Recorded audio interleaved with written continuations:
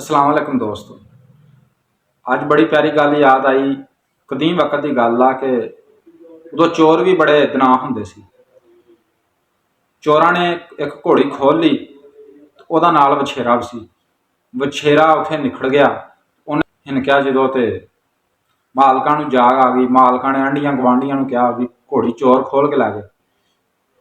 जिहड़े गवांढी सीगे उन्होंने भी मगर घोड़े ला लए, अपने नसाले घोड़े।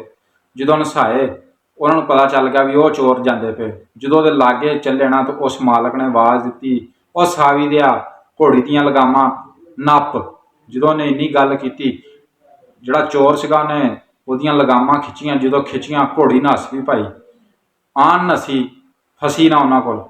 जो फसी ना तो वह सारे आंढी गवांढी उस मालक नूं कहंदे, यार तू किहो जिहा बंदा, तैनूं पता भी असीं इन्हां ते पहुँच गए हैं, तू ये गल क्यों की? वह सावी दे दियां वागां नप।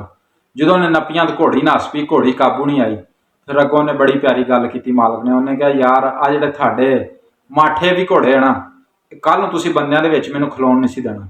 तुसीं ये गल करना, लै तेरी घोड़ी और चोर खोल के लै गए सी, तां असीं पिछे घोड़े अपने नसाए ते असीं जाके फड़ लई सीगी। मेरी घोड़ी थाडे घोड़ियां नालों किते चंगी है। इस करके मैं उन्होंने कहा भी सावी दे दियां वागां नप। जो ने नपियां फिर थाडे घोड़े उन्होंने उपड़ नहीं सके। तो दोस्तों फिर चोर भी अगों सियाणे सी। अगले दिन चोर जिहड़े सीगे वो चुप करके आए, आके उन्होंने उसकी घोड़ी वापस की।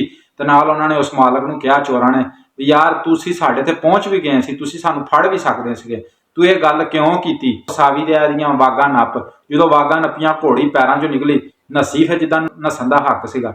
अगों उन्हें ये गल की, उन्हें कहा भी यार मेरी घोड़ी उन्हां घोड़ियां नालों किते चंगी सीगी, कल नूं इन्हां ने बंदियां दे विच मैनूं खलोण नहीं सी देना। इन्हां ने यही गल कहा करनी सीगी, साडे घोड़ियां ने तेरी घोड़ी फड़ ली, तेरे घोड़ी नूं ते चोर लै गए सीगे, तां जो असीं घोड़े नसाए तो तेरी घोड़ी फस गई। मेरी घोड़ी इस घोड़ियां दा मुकाबला ही नहीं, मेरी घोड़ी नसली सीगी ते चंगी सीगी।